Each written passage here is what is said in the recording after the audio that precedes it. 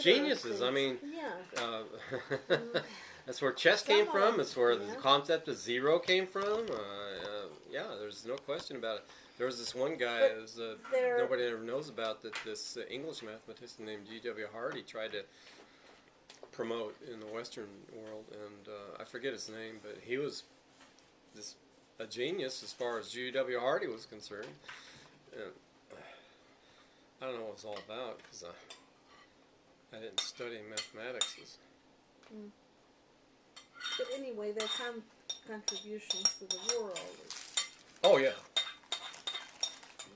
And they're more civilized. Are they? Who's more civilized, the Indians? The Indians are compared to the Muslims. Oh, my God. Oh, please. Oh, please. What I don't understand. But how about the Indians and the Chinese? Okay. Equally. What is the Chinese contribution to the world so far? Paper. Cheap labor. Gunpowder. Cheap labor. Cheap labor. Well, they both have cheap labor, but. Pasta. That's true. Yep. Noodles. But besides. So one guy criticized one of my videos severely, and I assume he was Chinese. He said that in 10 years there was going to be 800 million middle-class Chinese, and they were going to dominate the markets of the world. And I think we talked about it the other night. Buying Chinese. So what is the definition of middle class? You can buy a car or buy a bicycle. Yeah. And on the surface, it would appear that sheer numbers would have the advantage just by sheer numbers. Right. But what if you factor in something like cultural disadvantages? What if the Chinese culture is actually a disadvantage in that it's a closed culture? Your parents will often tell you who you marry, and you have to be very conformist. Well, that's true of the Indian culture, too. Oh, the Japanese culture, too. You're very, and Mexican culture is not that way, and American culture is not that way. The Brazilian culture is not that way, but it's still American culture. I know it, firsthand, and I know it's closed off. You cannot succeed in this country if you don't, declare yourself to be religious. For one thing, you cannot be elected anywhere in this country. Yeah, and that's going to be you're looking at the religious, obsolete religious institutions. I know. And the absolute. But it still means government. you have to lie. You have to lie to get ahead. And if you're willing to lie, then anything goes, And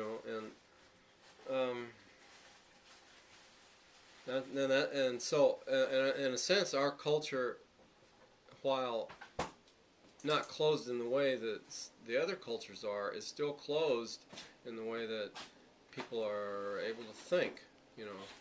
In fact, it's more closed than it was when the country was founded back in 200 years ago, because at least they were deists then, People actually founded this country, didn't believe in the Bible at all, and they openly said so. Thomas Paine and Thomas Jefferson, they weren't afraid to say that.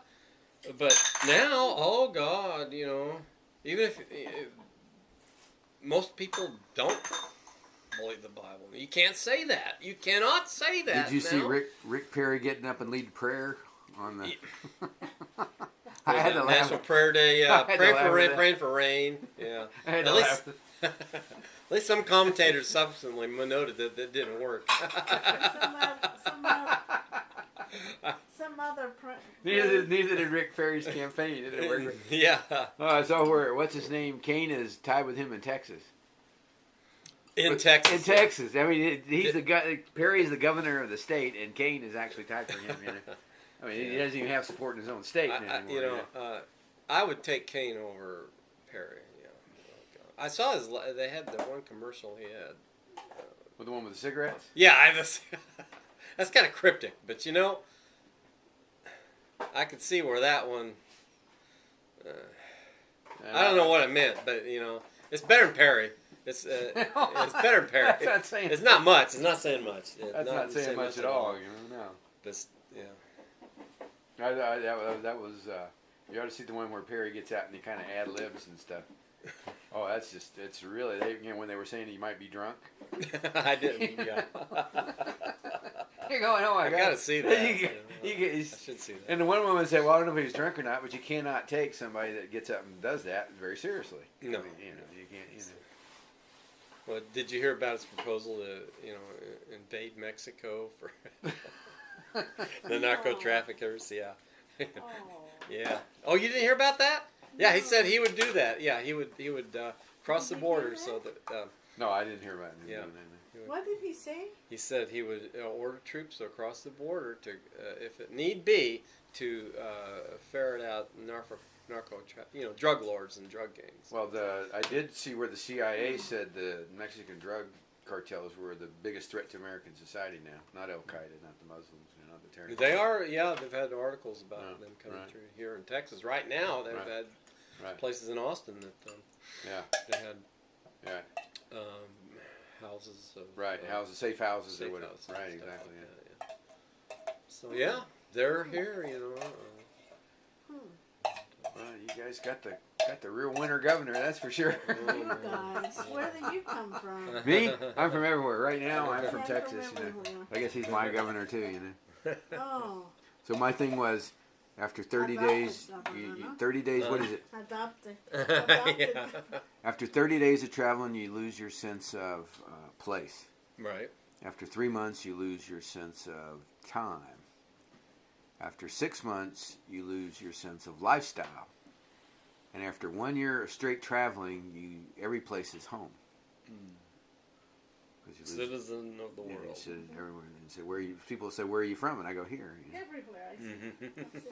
Everywhere. The universe. I've never seen you here. And so they answer, "I never seen you here in some little small town in Tennessee. I never seen you here before." And I said, "Look, amigo, look. Just because I haven't seen you here either doesn't mean you don't live here."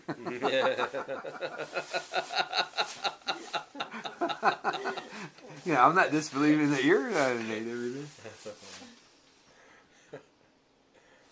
No, that's funny. That's funny. When you think of a state like Texas, with Oh, speaking of, you were saying Tennessee. Yeah. A lot of the